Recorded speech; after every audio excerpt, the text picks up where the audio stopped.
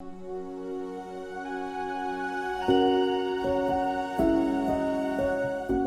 it's typically the first one on stage are not on with the techniques, but now we are running, and I'd like to welcome all of you to the 5th of the LUCIA webinars. It's part of the LUCIA midterm conference that we are hosting in online webinars instead of actually meeting. Just as short on the LUCIA projects, we are running for 2.5 years, and it's supported by the Interreg Baltic Sea region.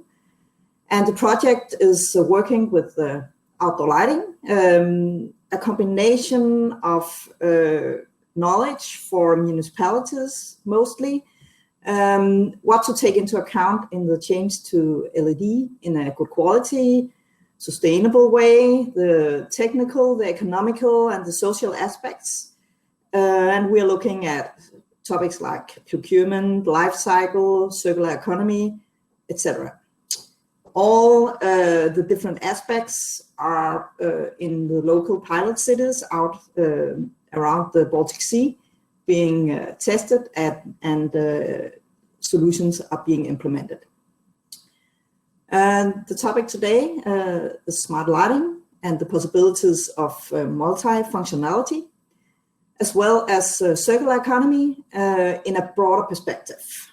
We should have heard a little about the life cycle aspects as the original theme, but our expert in that field unfortunately had to cancel due to corona issues. I am Sif Enevold. I am working as project manager in the organization Gate 21. It's a Danish partnership organization working for green transition. And one of the topics that we are working with is lighting, the DOL Living Lab, and right now in project Lighting Metropolis. With me to introduce the topic of smart lighting, technical aspects, and the multifunctionality is my colleague, Jens Hammer. He is working as a living lab manager in DOL, and he's also managing one of the pilot sites in LUCIA that is hosted in DOL in cooperation with the city of Albertslund. Then we had the cancellation, but I'm very happy and very pleased to say that Maja Johannesen has said yes to introduce us to circular economy and how a municipality can work with a topic like circular economy. Maja works with this sustainability and circular economy for many years, earlier at the Ellen MacArthur Foundation and at the Metabolic. And if you want to add something, Maja and Jens, you're of course welcome to do that when you introduce your own topic. The way the webinar works is that we would very much like to welcome you to use the chat actively, to put in comments and to put in questions. I'll see how much is coming in during the first presentation, maybe take some comments and questions there, or we'll otherwise we'll collect it in the ending of the session. After we finish the two presentations and questions and discussions, we'll have the possibility to network, and there's also the expo booth where you can see a little more on, for example, the DOL and the LUCIA projects. You will be able to enter the website to see what's being produced of content and presentation of the pilot sites in the project. So with those words, I'd like to welcome Jens Hammer on the stage. And please feel free to comment and question along the way. Thank you, Sif. I'll just take a moment on Nicholas to share my presentation. And Jens, could you give me a feedback as soon as you your presentation in full screen? Yes. Okay, now we're running. So I have the delight to present from our part of the LUCIA project in Dol. It will be a dive into the multifunctional aspects of street lighting and also a lot of technical solutions, but I will try to keep it interesting. And feel free to ask any questions in the chat meanwhile. Next slide, please. So a little bit about me. I'm Jens, and I've been working in Dol for around 6 years. Despite of my age, I have 20 years of experience in lights, also as an electrician to start with, but afterwards mostly in sales, marketing, and design of light. I have a master's degree in lighting design from Aalborg University here in Denmark, and in my spare time I also work with lights at the Roskilde Festival. Next slide, please. So a little bit about the Dol Living Lab. The Dol Living Lab has been operational for 7 years. So we have been working with LED lighting for 7 years now. And you will also see here in my presentation that a lot of the focus is not on the solely on the LED lighting, what will be on the additional tech on top of the LED lighting. The Living Lab here in Albertslund has delegations visiting from more than 40 countries. And as you can see in the number, as it is now, we have had around 500 plus delegations visiting in Dol. We have 50 corporate partners working with light and smart city. This is my main job, to keep them happy, satisfied, and keep their installations running.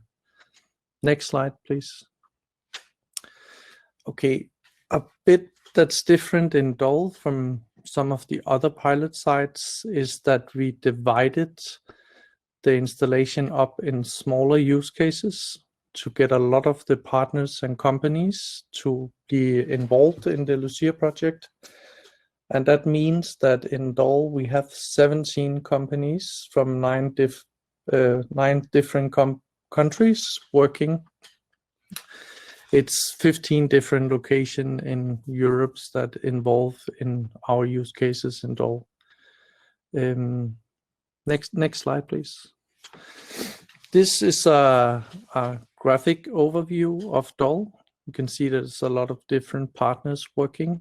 And you can also see here that our focus areas in the LUCIA project in Dol are the connected street lighting, energy efficient lighting, and the multifunctional add-ons to lighting.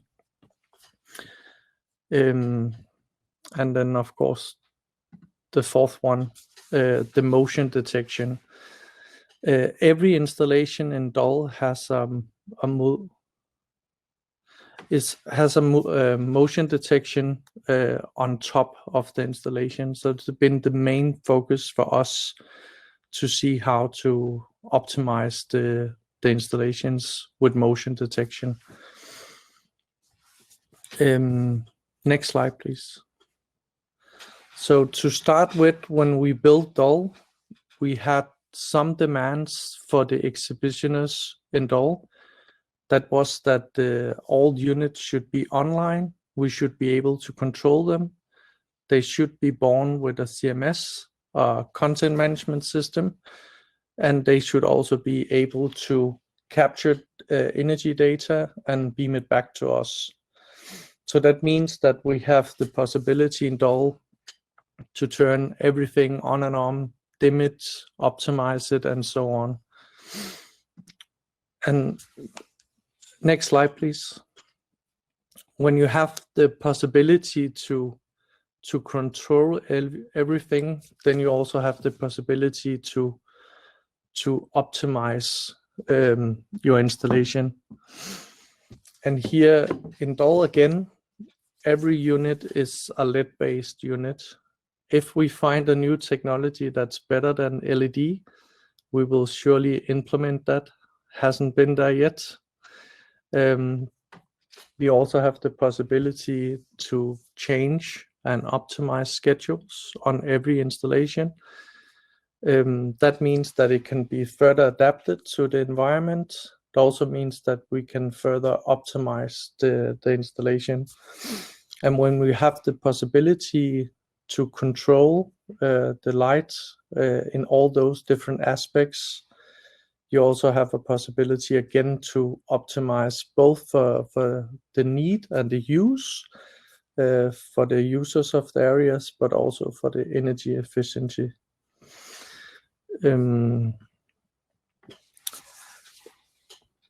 So when that has been the first two steps in Dole, the having the LED lighting, then being able to control it, the next logical steps was to look into further optimization of the light.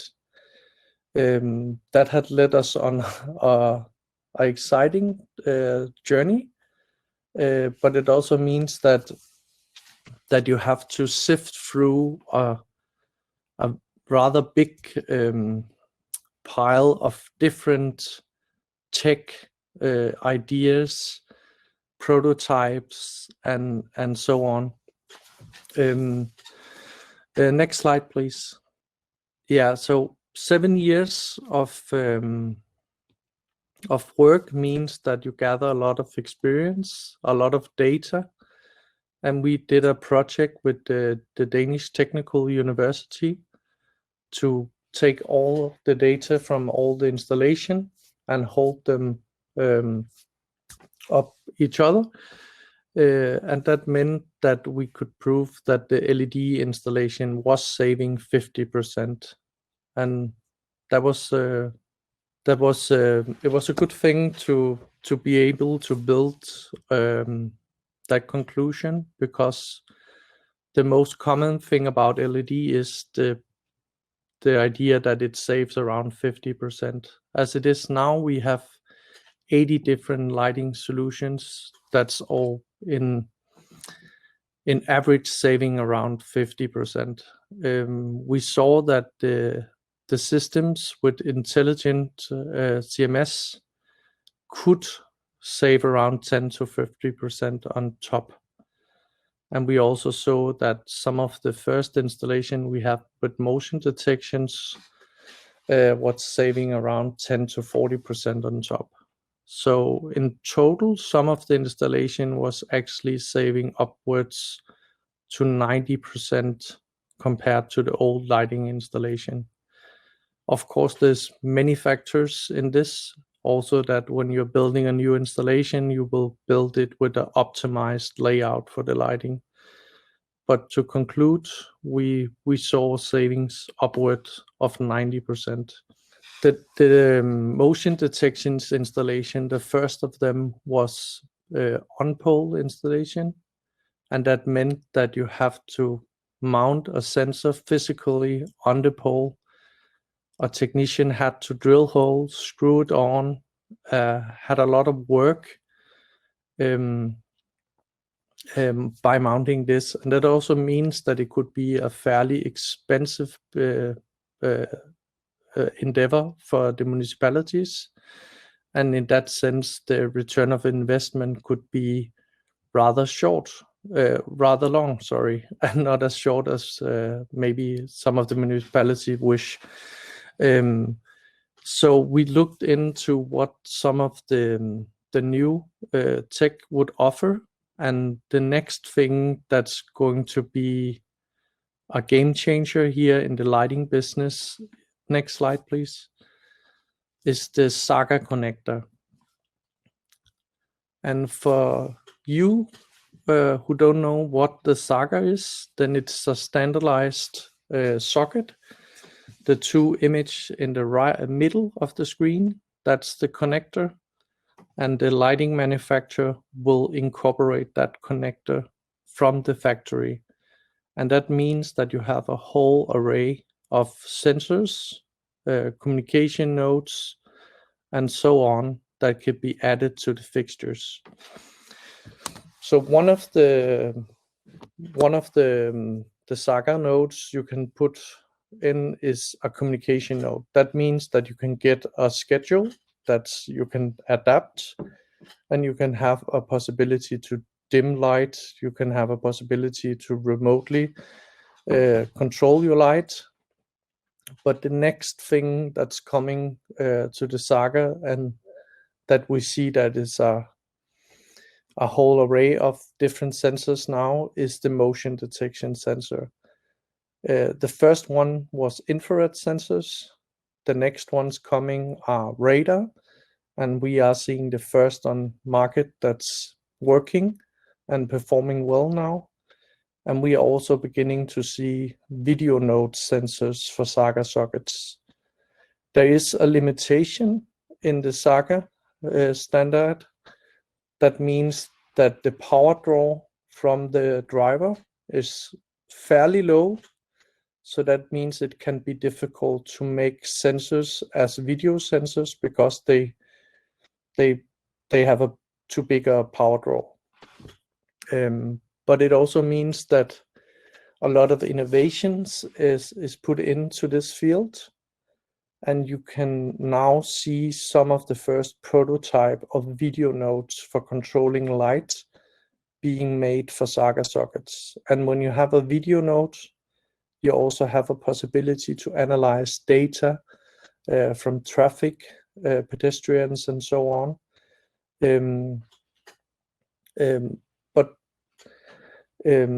And we have some of the first prototype in the LUCIA project of video nodes for controlling lights on Saga now. Of course, when you put a lot of nodes and electronics in your lighting, then you also have to have the connectivity. Next slide, please. So, of course, this can seem a bit daunting when you see it at first, but this is a way of showing how and where it's implemented, and the middle is what technology to use, and the third is how it will communicate. So if we take the first row, then it's Saga. So the intelligence can be in the Saga socket, it can be in the driver, it can also be a piece of electronics that's mounted internally, or it could also be an externally mounted node drilled onto the pole. The different way of communicating can be mobile data, as many will know. Can also be some of the new 5G standards. Here they have a variety of the 5G called NB-IoT. It's narrowband IoT. That means that the radio waves can penetrate very deep into buildings and very long. So you have a good coverage, but you will not have a fast speed or big bandwidth. But many times you don't need that much data to just send a small package to tell the fixture to dim on or dim on. You can also take some of the other big technologies that's on market now. There is Sigfox. It's more or less covering 60 or 65% of the world as it is now. And there's also the possibility to use LoRa. And LoRa can be purchased as a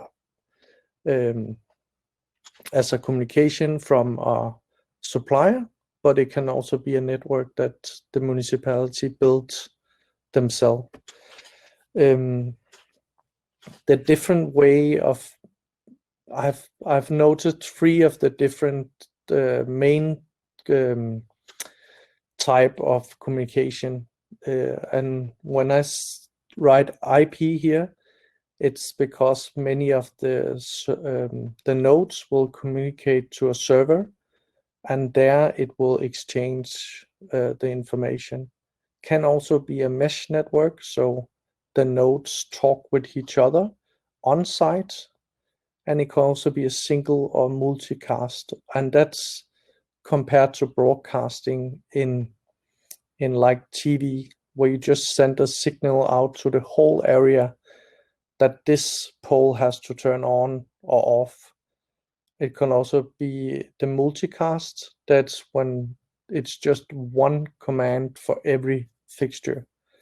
So there's many different ways. Of course, there's people working with this that can do it. So it doesn't have to be the municipalities that has to have this knowledge by themselves. But this was a way of telling that there is a lot of different technologies, and there's no technology in communication that fits all. A municipality will also acknowledge that they maybe need to have mobile data, they need to have 5G, they need to have some on Sigfox, and they need to do some LoRa installations. It will be difficult to just choose one technology and cover all it needs with the one technology. Next slide, please.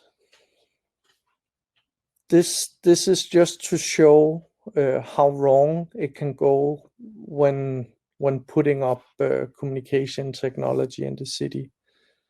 It can be done visible, or it can be done hidden.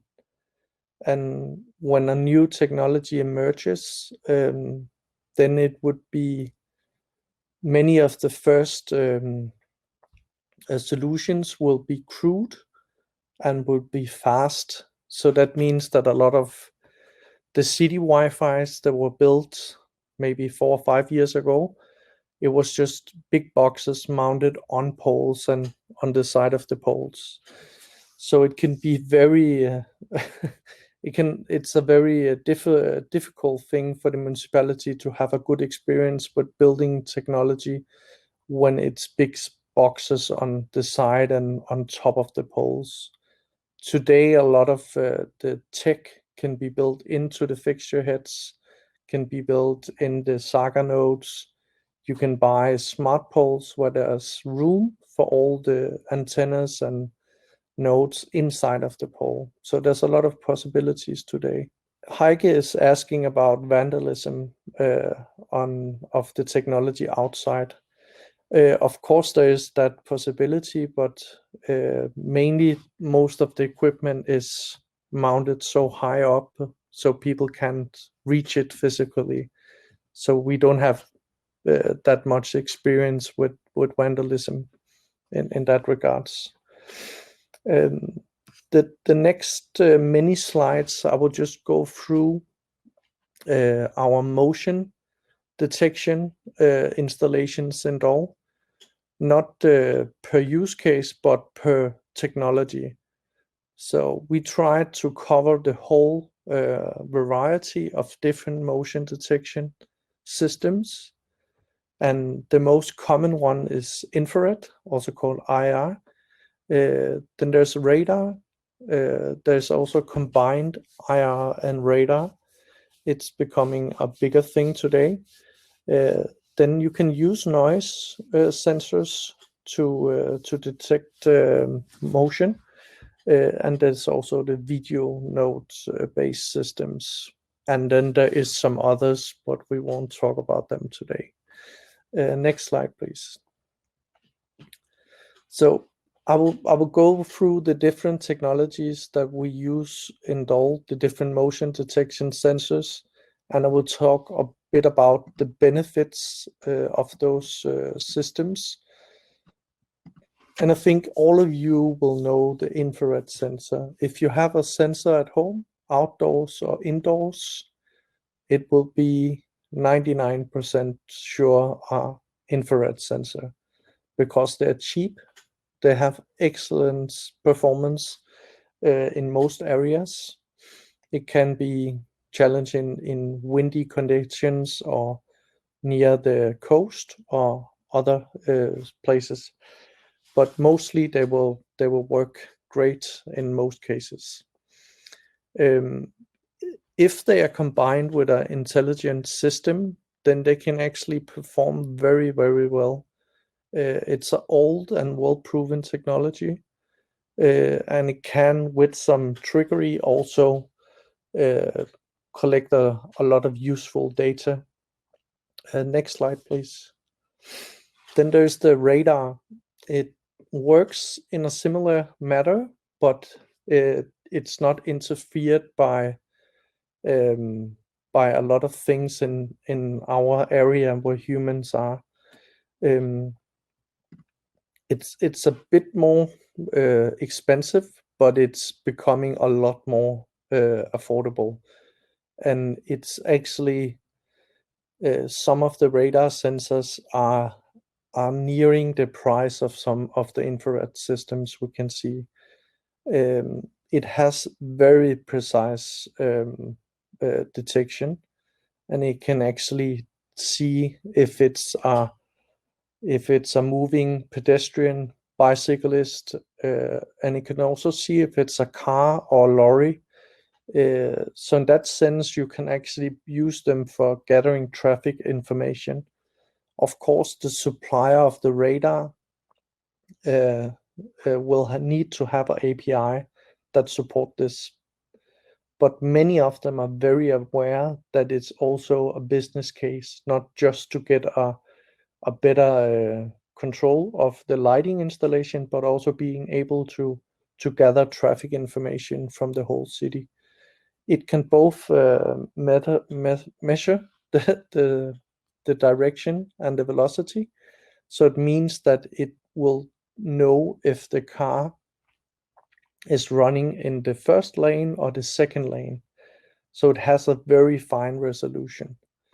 And today, they are also, as I mentioned, coming with radar sensors that can mount in a Saga socket. So they're actually becoming very compact. It doesn't have to be a traffic radar as the big ones that mounted on intersections that's maybe 0.5 meter long. It can be a small size, maybe 4 times 8 centimeters. So they are very, very compact today. Next slide, please. Just thought I would mention the noise sensor as well. Of course, the noise sensor is not a fit-all technology. It can be a very good sensor for a park or for a small bicyclist path. It can also be a good fit for for areas where there's not a lot of people, but when there's people, then people can come from many directions and can be there stationary, but will still make a bit of sound. They can make a good understanding in the area, and by that I mean that it can also be used to detect wildlife and other things. Of course, if you're talking about a US business case, it can be gunshot detection. It's not a big thing in Europe, and thank God for that. That's nice. But in the US, it's actually a rather big business case to have gunshot detection. And as I said, it can gather a lot of other data. Some of the companies are using it to measure how many bird tweeps there are in the area, and in that sense get a idea on how much wildlife there are. Next slide, please. Then the video sensor, it's also becoming more affordable. Some of the video systems are on par with the radio systems now. And as the radar system, it has very precise purposely. When you have a video node, you can detect what you want and what you can see, And today you can actually make a video node that's not transmitting any video feeds anywhere. So that means that it can also be GDPR compliant, because all of the video that's fed into the camera are analyzed on that chip and will never reach outside of that chip. So you only get the metadata back. And by metadata, I mean it can count pedestrians, cars, traffic, and the speed and so on. So it's actually possible to do a video node that's not a video camera. It's not CCTV. Next slide, please. Where it becomes exciting is when you combine the systems. As I mentioned in the overall slide for this, was that some of the companies are combining IR and radar. That means that they can buy a fairly good IR sensor and maybe a cheaper radar. So the radar is only used for detecting the speed, and the IR is for detecting the motion. And when you combine a lot of cheaper parts, then you can actually get a product that has a greater value than the combined units, and that makes a lot of possibilities to improve. Next slide, please.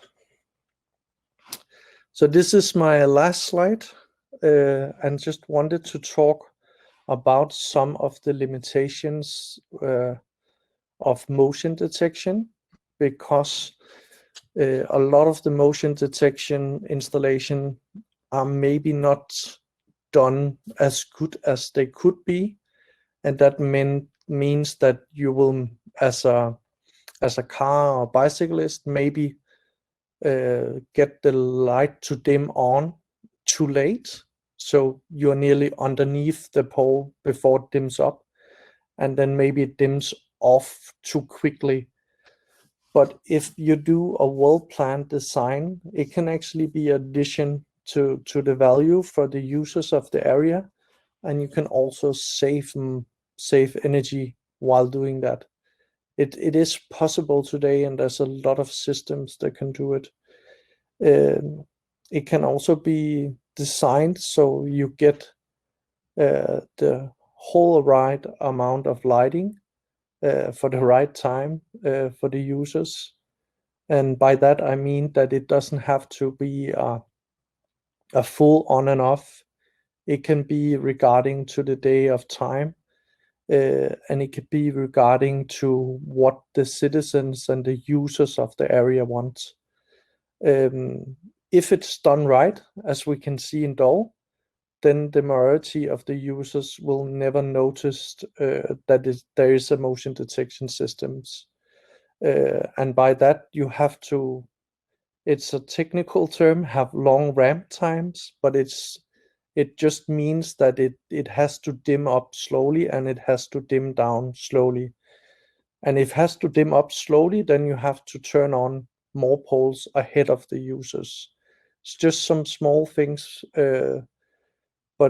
but it's just to say that if you're doing a lighting design with motion detections, it is possible to do something that's fast acting, is responsible, and that many of the users will never notice, but they will have a good experience in the area. Next slide, please. Yeah. Great. Thank you. Thank you, Jens. I think we'll take some few questions now from the chat. The first one is some clarification. Heike asks, what did you mean with the further optimized systems? Is it color? Is it the sensors? Is it lamps? What is the 50%? Is it only energy consumption in the savings? And from Adriano, the most used connection system. Maybe you are already answered that, but just a wrap up on that. Yeah. The further optimized systems are when you are not just having a schedule, but you have an intelligent schedule. You actually have a way of adapting the system. Can also be for the users of the area if they have complaints about the light. It's actually possible to dim one fixture a bit in that schedule. It's just a way of having a active approach to doing the lighting, and not just doing a fixed lighting installation, but doing something that's adaptive to the change of the urban space.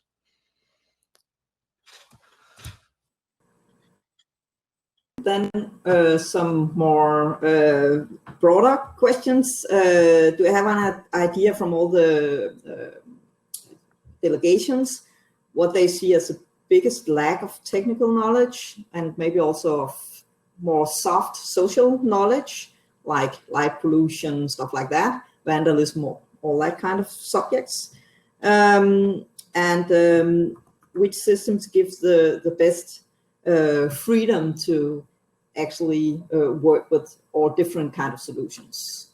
Yeah, the first question first. Many of the municipalities are so different from each other as we persons are different from each other. So they have a different approach to everything.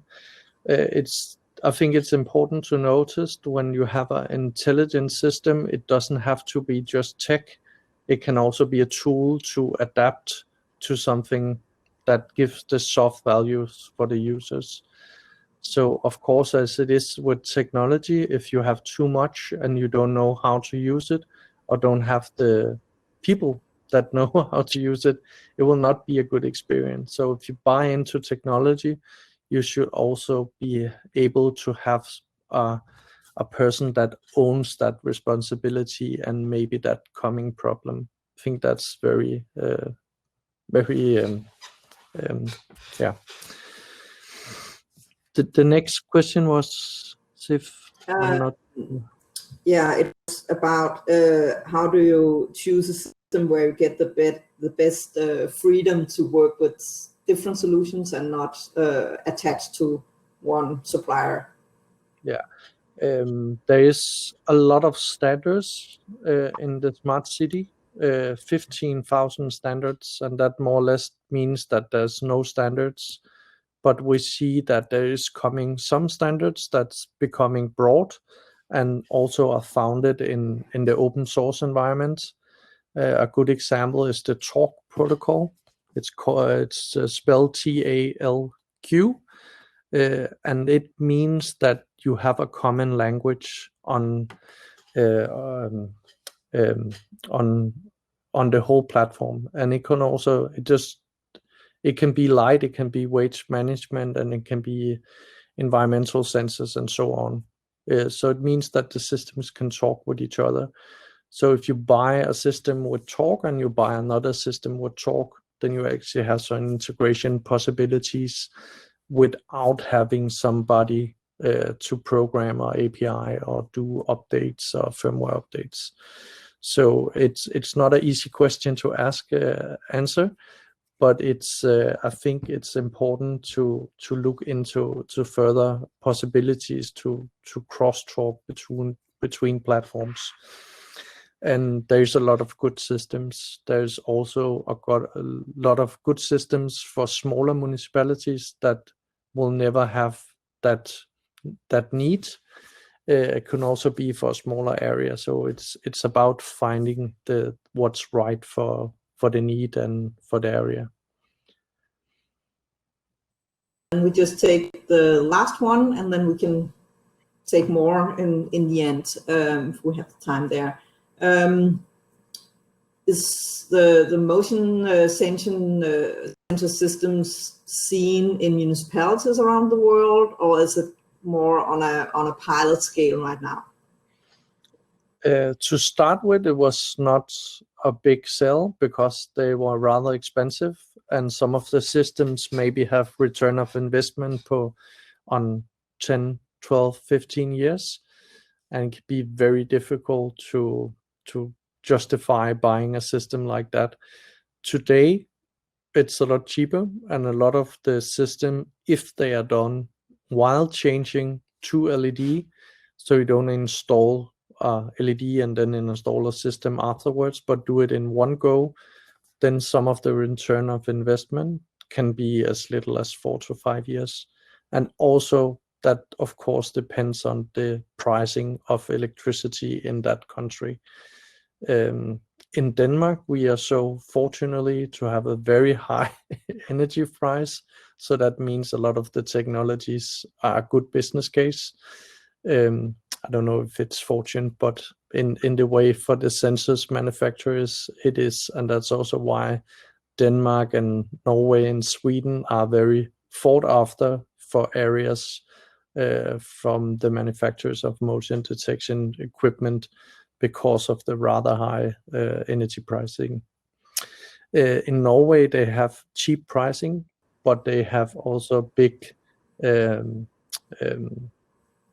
programs to bring down the energy consumption. So in that way, it's also interesting. Thank you very much, Jens. I hope you stay tuned until after also the presentation from Maja. Now I'll give the word to Maja for the next presentation about circular economy. Thank you, Sif, and thank you, Jens, for a really interesting presentation. I learned a lot. I'm just going to share my screen. So as Sif mentioned, I have a background in working with circular economy and systems thinking. I previously worked at the Ellen MacArthur Foundation and their government and cities team. Maja, just 1 second. Yeah. Now we can see the presenter's view. Could you change to the other display?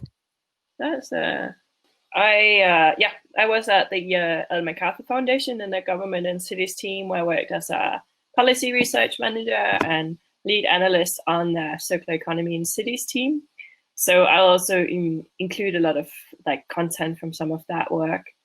Over the last year, I worked at Metabolic, which is what you could say a kind of advisory company that specializes in sustainable development and systems thinking. And I'll give a short introduction to what circular economy and systems thinking is in this presentation. It's been difficult to select what to focus on, but yeah, please do add comments and questions, and then we can dive into that as well. So at this point, we are at a very unique time in human history. Over the last couple of decades, we have had exponential growth in wealth and prosperity. And we are at a point where we have never been better off, where quality of life in general is very high. But related to this increased economic activity is, of course, that we also have an exponential increase in resource consumption of key resources such as water or energy and nutrients. And emissions of pollutants and particles has likewise also increased. When we look at the natural boundaries for our globe, we can see that some of these boundaries of where we need to stay within if our economy is can sustain and continue to create a prosperous environment for us to live in, then we have surpassed several of those boundaries. And some we are getting very critically close to. And I think everyone is aware, of course, the discussion around climate change and CO2 emission is very urgent. But also when we look at the use of land or nutrients or destruction of biodiversity is also very critical. This is the framework developed by the Stockholm's Resilience Centers that are increasingly is researching this and putting more data into also some of the barriers that are more difficult to assess. But based on this problem and this conundrum, Metabolic was founded in 2012 with the sole mission to transition the economy to a fundamental sustainable state. Metabolic is a little ecosystem of many entities. Here of consulting is one of them, the consulting arm that supports businesses, government, and non-profits around their transition to a sustainable state. And we do that through advisory support, strategic analysis, tools development. And then we have a think tank that tackle more like critical research question, do more ground research that has like less of a commercial interest, but wider interest for the public. And then our last one is our venture arm that builds technologies or organizations that are addressing key gaps in the market. So an example of one of those ventures is Metabolic software, which builds software tools. So one of them is like one that we use in our material flow analysis as it automates some of that work. And another one is a tool, like design tool for packaging. So how to like automate some of that design process to design more sustainable packaging. But yeah, I'll recommend you to go to our website to also look into more of all our work.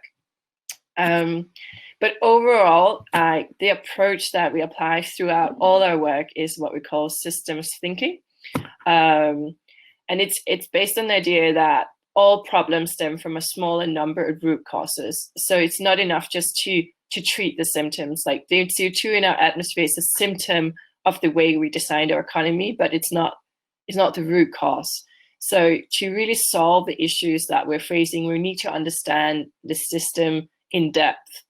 So we also often use the Rubik's Cube as a nice analogy. So for example, when you tweak one side on the Rubik's Cube, there will be changes on the others because everything in our systems is interrelated. And if we optimize one little element without thinking how it might affect others, we risk merely shifting negative impacts from one area to another.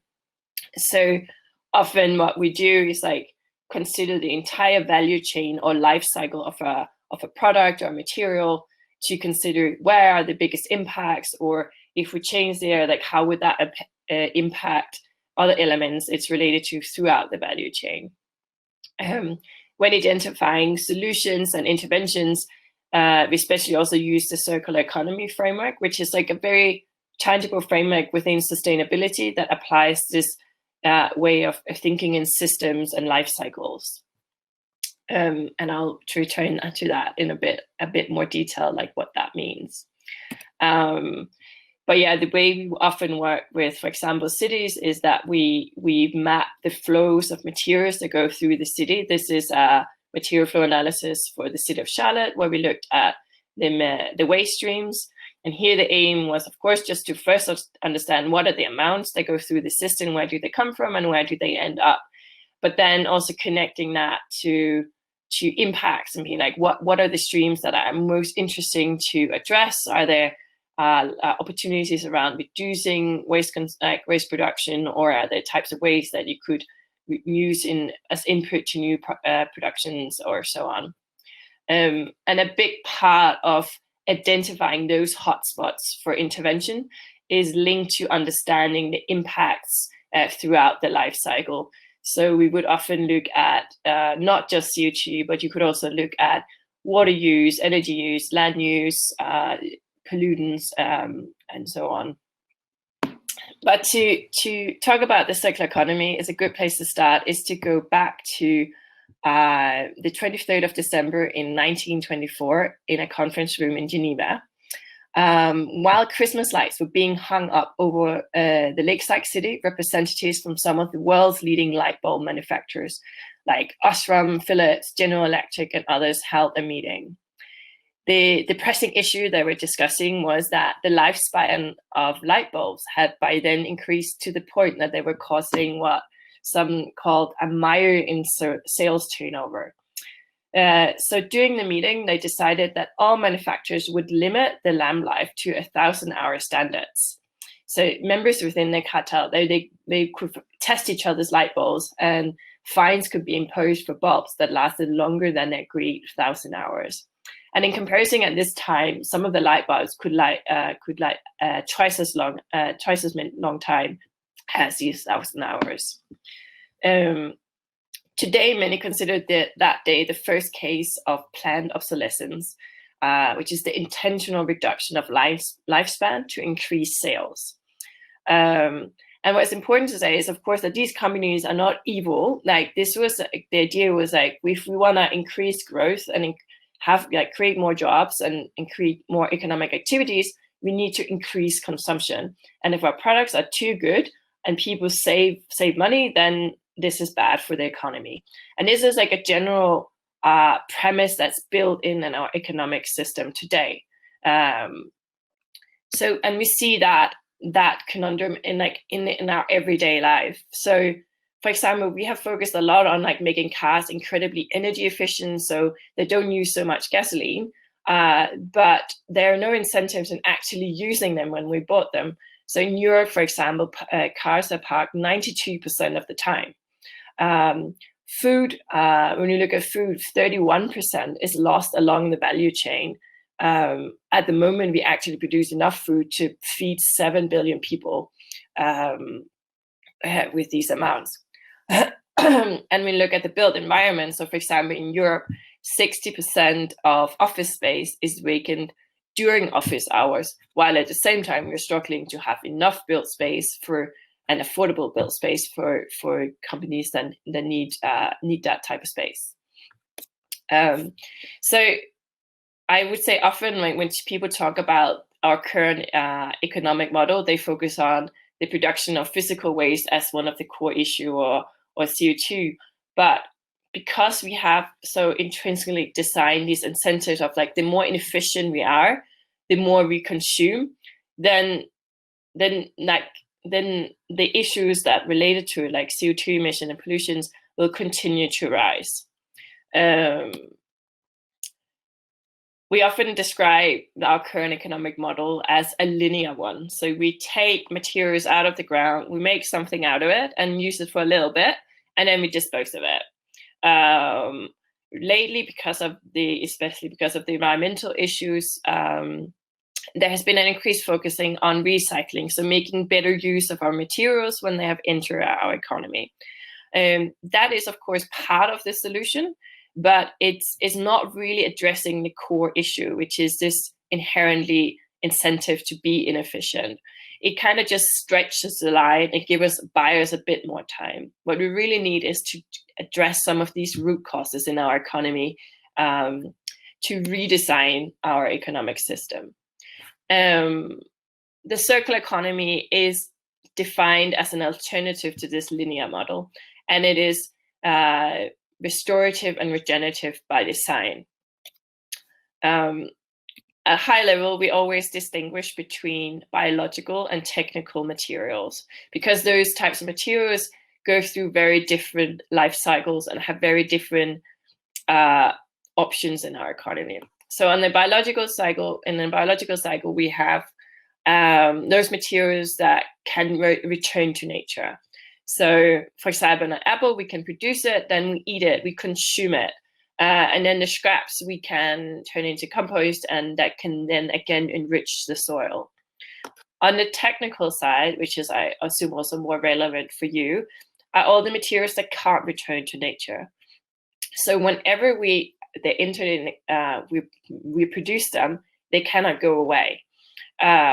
So in the technical cycle, we go from being consumers to users, and then in the next phase, we reuse the product or the components or the materials within it, but we generally just maintain, like, keep those materials within the economy when they have entered it. In that way, we also address this issue of not running out of finite resources. Some of you might have seen this, this is the butterfly diagram developed by the Ellen MacArthur Foundation. This is just a more detailed version of those two cycles. I think what here is just important to look at is, again, that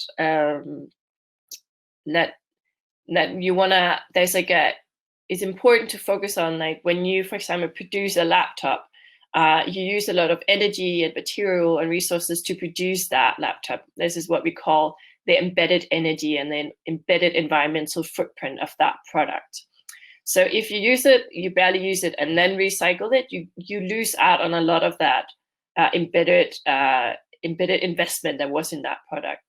So within a circular economy, you would always focusing on try to keep the product in use for as long as possible at the highest utilization rate as possible, and seek to maintain and repair it to keep it at the same value as long as possible.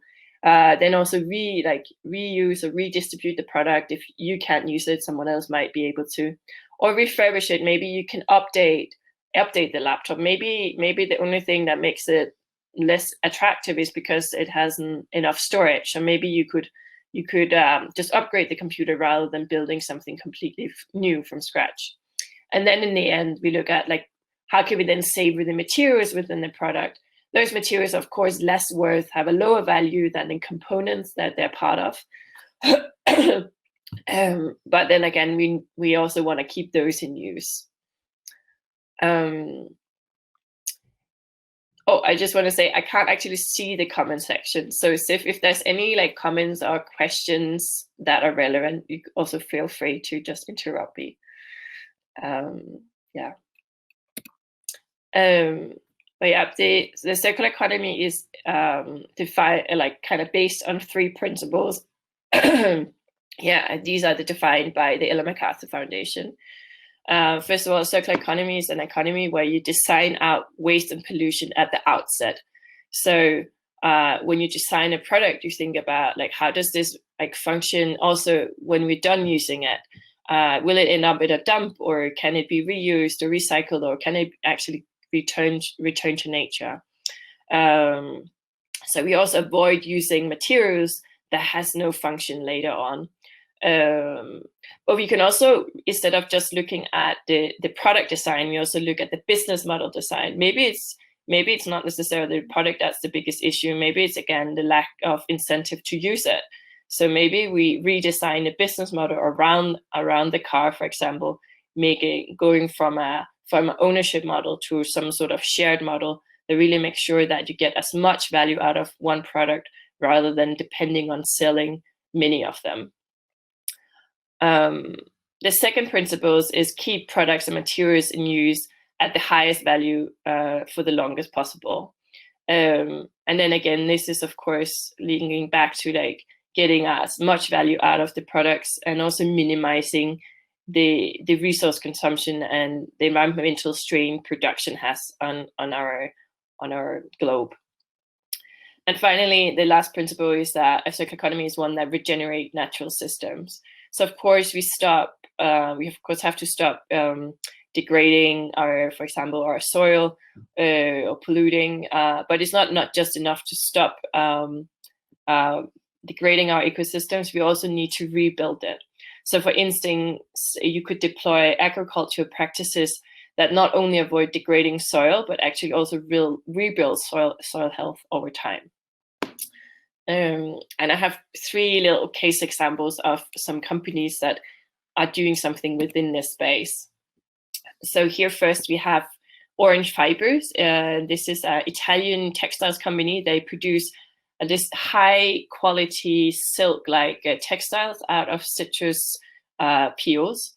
So they take a very low value material and make something really valuable out of it. And if you then also make sure not to mix any technical materials into the textiles, such as plastics, for example, this material can, when it's like not usable anymore, be composted and then go back into the soil rather than ending up as like a problematic waste. This is Philips, the Paperlux model. I'm sure you know of it, as this has turned into what I think is called Signify. So the model here that was developed together with Rao Architects is where you, instead of buying the light installations that you need either in your building or your streets in your city, you buy the service of light. So Philips maintains ownership of the light bulbs and installation, and they deliver, they also pay for the energy bill and the maintenance, which then creates this very important incentive for Philips to produce something that's super efficient, that lasts long, that's easy to upgrade, and then they can take, because they maintain ownership of those products that they install, they also have an incentive to make them very modular. So they can take the products apart and reuse components in new products, for example, which, for example, they also do in their hospital machines that are very, very expensive. So thereby saving a significant amount of production cost by making sure that they can reuse their components. And this, through Signified, I think this is a solution that has really scaled up, and you see a lot of cities also using that, some sort of that model in the street lights. Also finding new finance model where you can actually finance the investment through the energy savings that you get by upgrading the light system. Then the last one, sorry, the last one is around the regenerating the natural systems. This is Brent Smith from the US who started the Temple Island Ocean Farm and the concept of 3D ocean farming.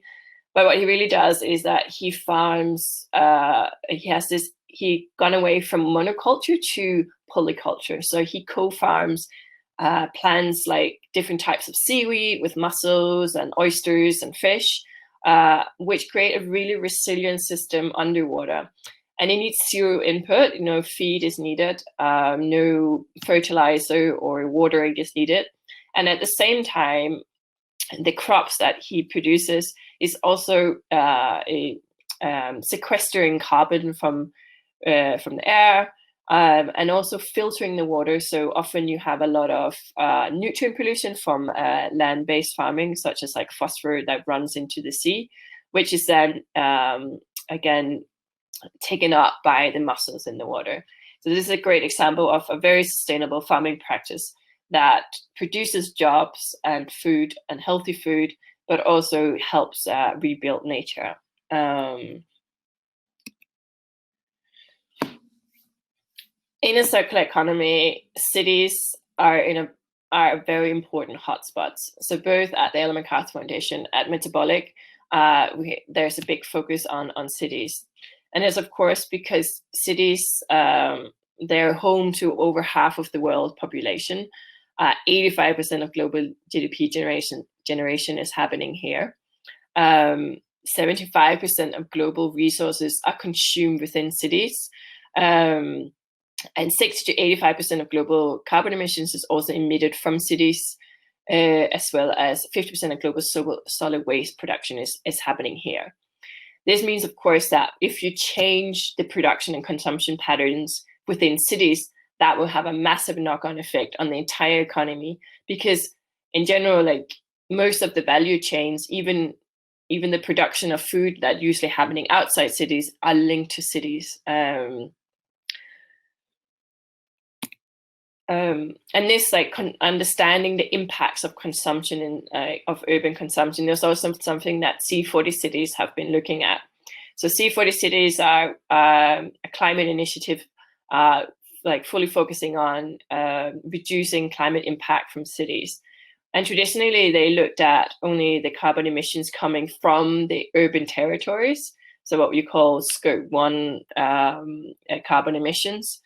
And I think this is also how we calculate carbon emissions on a national basis. But the problem is, of course, that as income levels increases in different countries or cities, is that we outsource heavy industry to elsewhere, which is, of course, not a fair way of accounting. Like, it's not because China is a bigger emitter than everyone else. They're just a factory for the rest of the world. So what C40 has done is then calculate the related consumptions, the related CO2 emissions that are to consumption within cities. And when you look at that, the picture changes a lot, because often high-income countries or cities would have a lower CO2 emission if you just look at the territory. But when you switch it around, you'll see that the most C40 cities, which are the high-income cities and what they call consumer cities, have a very high CO2 impact if you include the impacts of their consumption. And sometimes people say, well, it's really hard to impact what's happening outside our geography. Like how can we do that?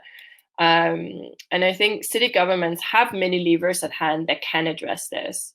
Traditionally, I think people often only think about legislation and fiscal measures as something that governments can use. But I think it's really important to also look at some of the softer and more managed-based measures or levers that cities have at hand, such as like public procurement and asset management are really crucial in terms of affecting the entire value chain of the products that they procure and consume. But they also have softer measures such as the ability to convene and create partnerships across sectors and across value chains.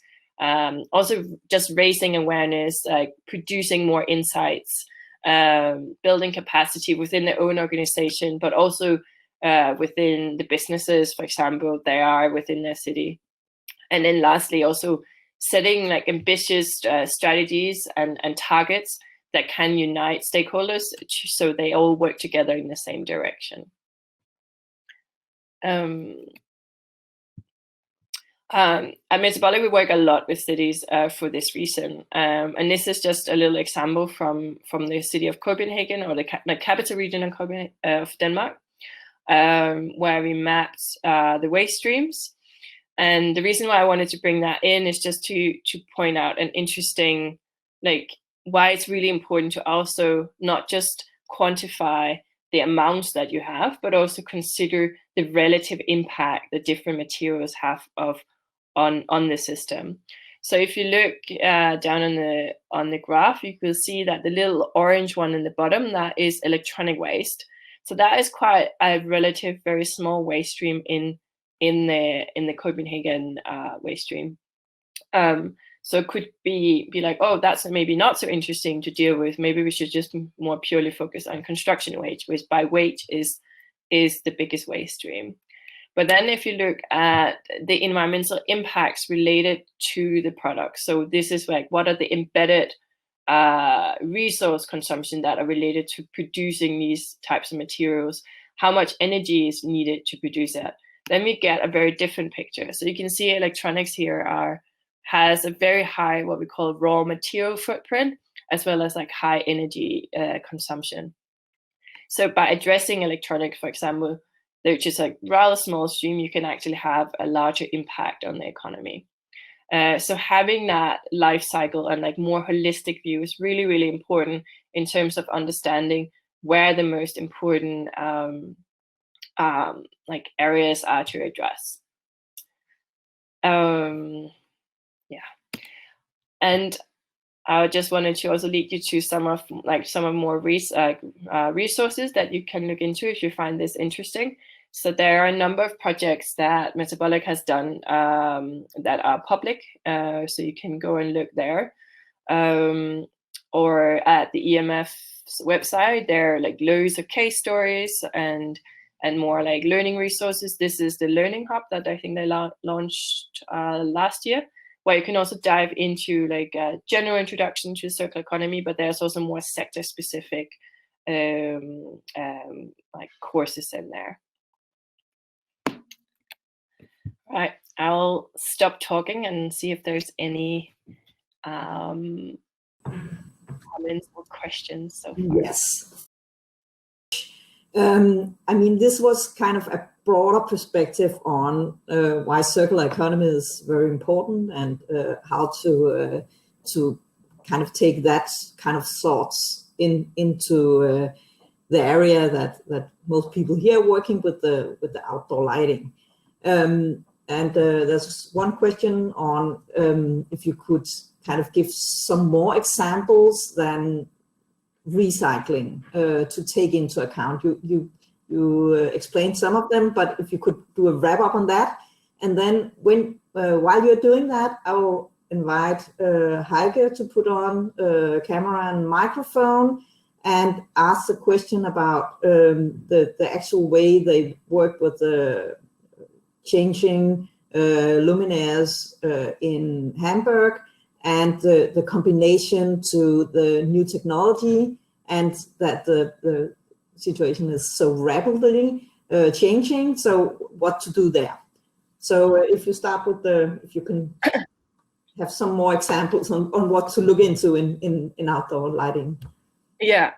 So I think with outdoor lighting, you can look at, of course, the product design itself to see whether it's a design in a way that's easy to maintain, but also update. So often you would, like the problem often with, I would say, an iPhone is that everything is like packed in and it's really difficult to repair. And when it's broken, it's very costly to fix it. And you can't even update it. So maybe there are key components within a lamp or a luminaire that say, well, actually, this is that's a little bit that we constantly innovate and improve. But maybe the shell around the lamp is going to stay the same. So why not just make it easier just to take out the component and then change that? But that really changes the way you design a lamp, for example. And then, of course, you can also look at the business model itself. So, for example, with the Signify model, where you literally just purchase the service of light. So you just and then create that incentive of the manufacturing to produce something that's really energy efficient, because they're actually going to pay the energy bill and they have to do the maintenance. So therefore, of course, they will be incentivized to produce something that's really inexpensive in use. And I find that like that model sounds more effective, because everybody in that model wins on it, rather than setting. You can also, when you procure, you could set some strict targets, and then the manufacturer would live up to that, but maybe they can actually innovate beyond what you think is possible. Yeah, that are some examples. Heike? Yeah, and then around Hamburg, I'm just rereading the question here. Yes. Can you self? Can you hear me? Yeah. Okay. So my question was, here in Hamburg, we have the tradition to use our lamps for a long time. And long times means the average lamp is 28 years old. And sometimes, the post is 35, 38 years old. And in that way, you could say it's quite sustainable. But on the other hand, from what we have heard from Jens, with this so-called technology, or with that system, we are in a way living in the past century, because we do not provide on average the new technology, so we are lacking behind in a way. And in a way you could say maybe, yes, we do not contribute to this really fast technologies, changing everything in a minute and throwing it away, because we all know we buy our smartphone today and it's already old tomorrow. And in a way you could say we already manage and work on this circular economy. But on the other hand, it is really a question of the technology, or what we use at the moment. It is not a good standard in terms of getting society forward, or to integrate certain people, or to work on livable places or whatever. So it's a bit a vicious circle. And I wonder how we can get companies, or how we can get the industry to produce better technologies, or with a long lifetime, because as a municipality, we do not have the power, to tell the industry what to do or what we expect. Yeah. And to be honest, the challenge is, on one hand, as a municipality, that we need to catch up with the latest technology. So Jens' contribution was overwhelming, And on the other hand, we need to keep in mind to work on circular economy, recycling, la la la la. So we have so many things to keep in mind, and I think it's a bit too much at the moment for the municipalities, and I wonder how we can find a good level, or how we can find a solution for that. Thanks. Yeah, I mean, we're definitely outside my area of expertise now, but I'm just brainstorming. But my thought was, I mean, first of all, when you estimate, do you need to change your product to something that's more energy efficient? I mean, then you have to calculate it against the cost of producing something new. I think a laptop uses as much energy, like I think it takes 14 years to use the same amount of energy as it takes to produce a new one. So of course, there is there's not always a good reason to swap a product for something more efficient, but at a certain point there will be a saving, but you have to have that view in mind. And then when you get a new product, so make sure that product at least is designed in a way that can be upgraded rather than having completely being thrown out. Then I don't know, in terms of getting companies involved, I think these service-based business models are interesting because it allows them not to produce produce a more flexible product, but it's a very different way of procuring. You can ask for, as a city, we need outdoor street lighting, and it has to be energy efficient. It has to light the right place. I don't actually know what the requirements are, but there are some certain requirements that it does need to fulfill, and it has to be very affordable. And it might also have to facilitate other needs, maybe there are a certain data you want to collect through those light poles and so on. So you can include some requirements around adaptability and upgradability in those products. So if those solutions are developed later on, that can be implemented. That might be an idea. I just have a comment, if I may. Yeah. Now we started on the analogy with iPhones and such. As it is with many of the technologies in the city, you can also buy cheap technologies that won't last.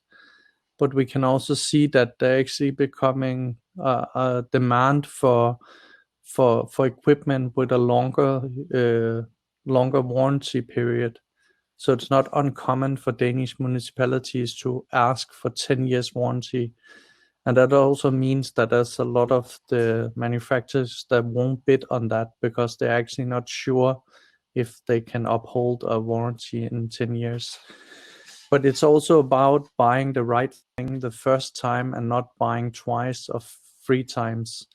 And if we stay in the analogy with Androids and iPhones, then iPhones have an average lifespan of 4 years and 3 months. It seems low, but the average lifespan of an Android phone is 1.6 years.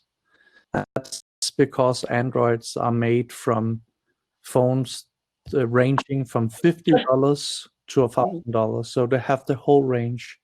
And of course, some of the more expensive and well-built Android phones are also lasting 4 or 5 years.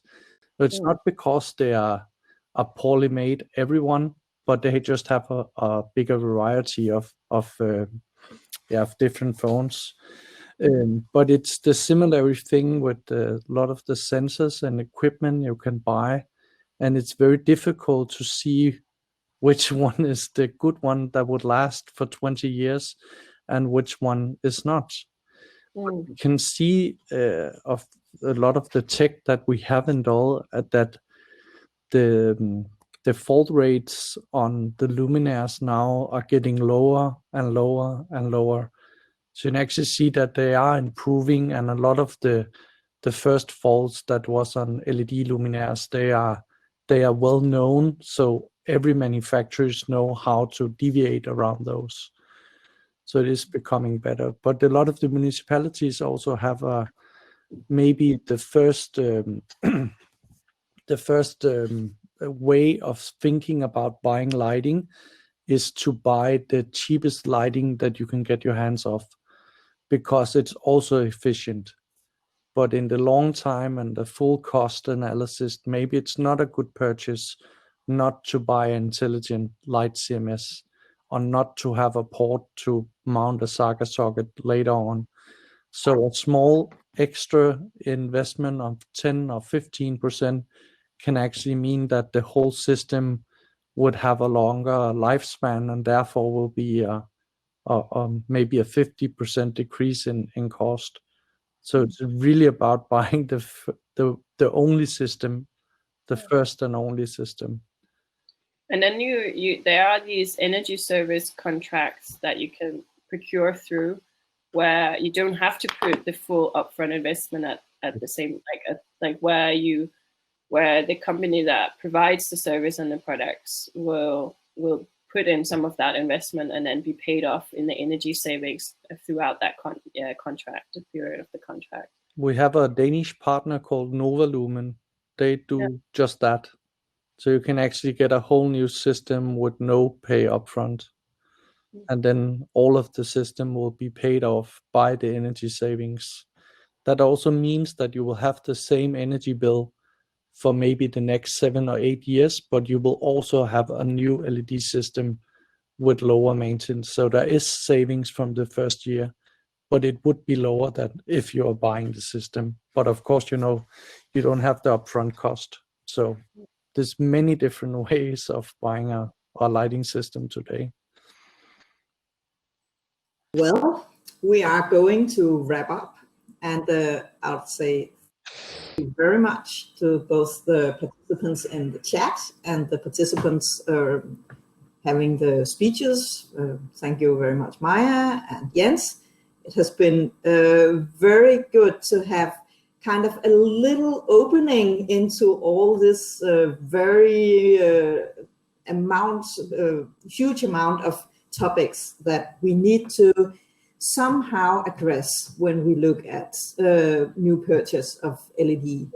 Of course, municipalities won't be able to do it all at one time, but the more the awareness and the knowledge increases, the better we'll be able to actually find our way in this jungle of different aspects.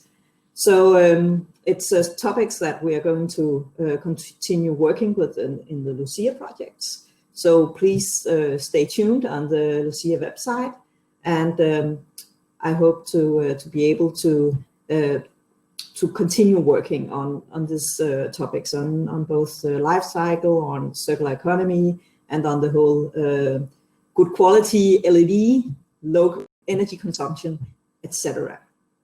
So thank you very much for everybody participating in the webinar today. And there'll be one more webinar in a week. So I invite you to participate there as well. And I'll say thank you very much, everybody, for participating today. And bye.